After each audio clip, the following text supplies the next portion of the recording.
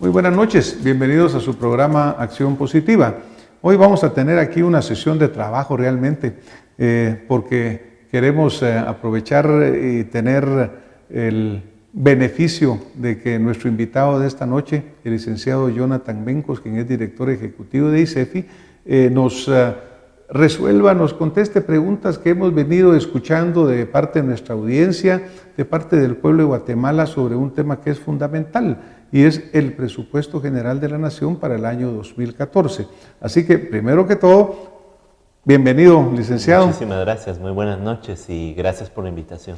Es un gusto tenerlo por acá con nosotros. Muchas gracias.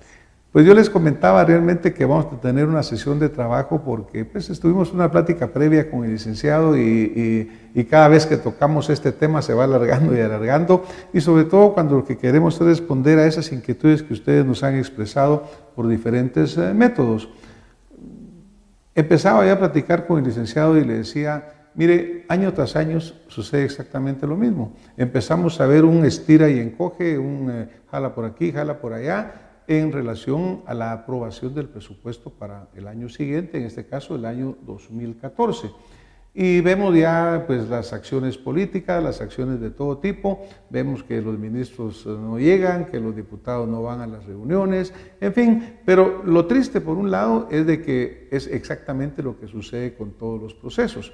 Y lo triste, por otro lado, es que desafortunadamente, por lo que podemos sentir como nosotros en el pueblo, es que el resultado casi siempre va a ser el mismo. Entonces yo le quisiera empezar, licenciado, por hacerle esta pregunta. ¿Siente usted real esta sensación del guatemalteco, por un lado, de que el proceso siempre se repite como que fuera una calcomanía año tras año y de que el resultado tampoco representa lo que necesitamos los guatemaltecos? Sí, no, seguramente. Creo que en general la política fiscal de Guatemala necesita legitimarse frente a los ciudadanos, y esto quiere decir que tengamos la capacidad y el suficiente espacio para discutir de política fiscal todo el año, y no solamente cuando se intenta llevar al Congreso de la República un proyecto de presupuesto en el que efectivamente muchos ciudadanos no se sienten ni beneficiados ni identificados. Y es que hay que reconocer que los presupuestos públicos son el rostro más concreto de la voluntad política, de las promesas, de los compromisos de campaña, pero también de los planes de desarrollo o de los proyectos de nación.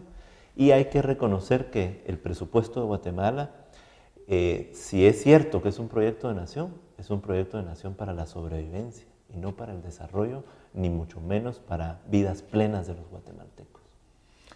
Si, por ejemplo, uno comenta en el sentido de que debería de ser un documento en el cual se reúnan las necesidades del país y ese proyecto de nación, pero para empezar tendríamos que tener un proyecto de nación.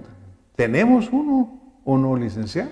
Bueno, tenemos esfuerzos desde el Estado por intentar planear la Guatemala del futuro. Me temo que desafortunadamente no se hace con ninguna legitimidad, ¿verdad? No hay un acercamiento hacia la población, a sectores importantes dentro de la sociedad, y eso le quita mérito a esos planes para el año 2032 o para más adelante. Pero el otro tema importante es que la planificación, que sí se hace porque al final ahí está, no tiene relación con los presupuestos o tiene muy poca.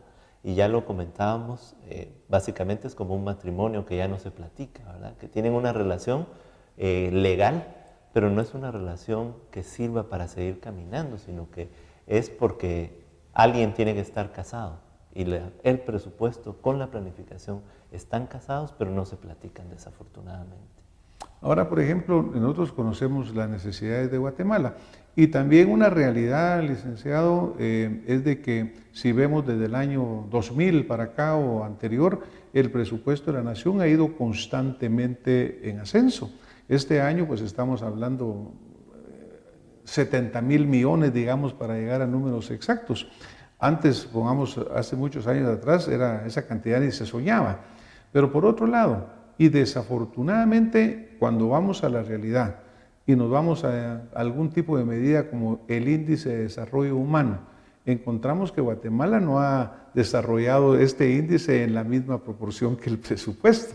Es decir, hay mucho más dinero aparentemente, pero la generalidad del guatemalteco sigue viviendo mal, en pobreza, sin educación, sin salud, sin servicios. Entonces, en realidad yo creo que nuestros compatriotas tienen toda la razón en, por un lado, como que ya ni le ponen importancia a la discusión del presupuesto, porque dicen, no importa lo que yo haga, me va a salir lo mismo. Que yo creo que era un poco ese divorcio que usted decía, esta pareja que solo se tuitea actualmente o ya solo se llama por celular. Pero, ¿en dónde debería estar la corrección de esto, pues? Bueno, primero quizás sea importante decir que aunque en términos nominales el presupuesto ha ido creciendo, este ha ido creciendo tanto como crece la economía. Y cuando comparamos el tamaño de la economía con lo que destinamos para construir lo que es de todos, porque al final el presupuesto público eso es lo que representa, apenas equivale al 15% del Producto Interno Bruto del país. Este presupuesto del gobierno central es uno de los más pequeños de América Latina y del mundo. Así es que no podríamos pretender ser la Suecia o la Suiza de América si estamos invirtiendo para vivir como la África de América Central. Creo que hay que tener muy claro eso, ¿verdad? Porque aunque suena que son miles de millones, en realidad no es tanto frente a los desafíos que hay que cumplir. Desafíos que además se enfrentan a dos graves problemas. Uno, ese divorcio de la planificación y en segundo lugar, la inefectividad y algunas prácticas de corrupción que no podríamos dejar de discutir al hablar de política fiscal en general.